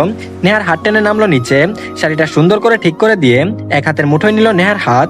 নেহা কিছু বলল না, বলেও লাভ হবে না, এই ছেলে নিজের কাজ শেষ না হওয়া পর্যন্ত কারো কথাই শুনে না। নিখিল নেহাকে টেনে নিয়ে আসলো ছাদে। রাত প্রায় 9টা বাজছে ঘড়িতে। ছাদে এসেই দরজাটা লক করে দিল নিখিল। নেহা একটা ভেংচি কেটে অন্য পাশে সরে গিয়ে দাঁড়ালো। নিখিল পেছন থেকে নেহার চোখ চেপে ধরলো, তারপর বলল, কি সমস্যা, চোখ চেপে ধরলেন কেন? নিখিল জবাব দিল না। নেহাকে টেনে নিয়ে আসলো ছাদের অপর পাশে, চোখ থেকে হাত সরিয়ে কাঁধে থুতনি ঠেকিয়ে বলল, সারপ্রাইজ বউ। নেহা চোখ বড় বড় করে তাকালো। একটা ছোট টেবিলে খাবার, যার মাঝে ফুলের পাপড়ি দিয়ে ছোট ছোট করে লেখা, বউয়ের জন্য নিজ হাতে রান্না করেছি, এখন যেন মহারানী একটু খেয়ে খাবারগুলোর সাথে যিনি রান্না করেছেন তার জীবনটাও ধন্য করেন। নেহা অবিশ্বাস্য সুরে বলল, আপনি কখন রান্না করলেন? দেখলাম না তো। নিখিল বলল, দেখবেন কি করে, আপনার তো রাগের উপর আবার নাকটাও খারাপ, নাকের জন্য তো আবার চোখেও দেখেন না। নেহা নাক মুখ কুচকে ফেললো, তারপর বলল, আপনি আমাকে নিখিল তার আগে নেহার ঠোঁটে আলতো করে চুমু দিল, কানের কাছে ফিসফিস করে বলল, কথা বলার জন্য সারা রাত পরে আছে ম্যাডাম, এখন চলুন খাবেন। নেহা আর কথা বলতে পারলো না। ছেলেটা একদম অসহ্য রকমের, হুটহাট কোনো মানুষ চুমু দেয় মানে কোনো কথা, এ যেন আভাস ছাড়াই সুভাষ ছড়িয়ে পড়ে। নিখিল নেহার হাত টেনে নিজের পাশে বসালো মেঝোতে। নেহার সামনে প্লেট রেখে এক এক করে খাবারগুলো প্লেটে তুলে দিচ্ছে নিখিল। নিখিল মিষ্টি করে হেসে আদুরে গলায় বলল, এবার খাও। নেহা দুহাত দিয়ে নিখিলের কোমর জড়িয়ে বলল, খাইয়ে দাও প্রিয় স্বামী। নিখিল বলল, শখ কত, নিজে খা, ঢং করা হচ্ছে। নেহা হেসে বলল, হচ্ছে, আমার একমাত্র শখের জামাই, তার হাতে আমি খাবো না তো কার হাতে খাবো? নিখিল বলল, নেহা তুই দিন দিন বাচ্চা হয়ে যাচ্ছিস, যখন আমাদের বেবিরা আসবে তখন ওরা কনফিউজ হয়ে যাবে, তোকে মা বলবে নাকি তাদের সহপাঠী। নেহা আপ্লুত হয়ে বলল, কি কিউট হবে না ব্যাপারটা, আপনার কাঁধে উঠে দুজনেই বসে থাকবে আর আপনাকে জ্বালাতে জ্বালাতে অতিষ্ঠ করে ফেলবে। নিখিল তাকিয়ে আছে নেহার দিকে, মুখে খাবার তুলে দিতে দিতে বলল, আচ্ছা ঠিক আছে, তোর জন্য সবকিছুর অনুমতি দিয়ে রাখলাম, যা খুশি করিস। নেহা নেহা হেসে ফেললো, তারপর বলল, এরপর থেকে আমি আর রান্না করবো না, বুঝেছেন? আপনার রান্না তো মাশাআল্লাহ, বড় মায়ের মাস্টারপিস ছেলে, আমার সুপার ড্রেসিং কিউটি পাই জামাইন, আমার গুলোমুলো তুলতুলে কিউট বেবির আব্বু। নিখিল চোখ বড় বড় করে তাকালো। এগুলো কি প্রশংসা ছিল নাকি অন্য কিছু? নিখিল নেহার মাথায় আলতো করে মেরে বলল, বুদ্ধু কোথাকার, বেবিটা আমদানি করলি কোথা থেকে? নেহা মুখ বাঁকিয়ে বলল, আমদানি হয়নি, হবে তো, তখনকার কথা বললাম। নিখিল আর কি বলবে এই মেয়েকে, আজগুবি যত চিন্তা। তারপরও নিখিল শ্রেষ্ঠ শ্রোতার ভূমিকা পালন করে। মেয়েটার খুশি তো তার মাঝে নিহিত, তবে কি পারবে এই মানুষটাকে কষ্ট দিতে, যাকে কষ্ট পেতে দেখলে নিখিলের নিজের ভিতরটাই দুমড়ে মুচড়ে ওঠে।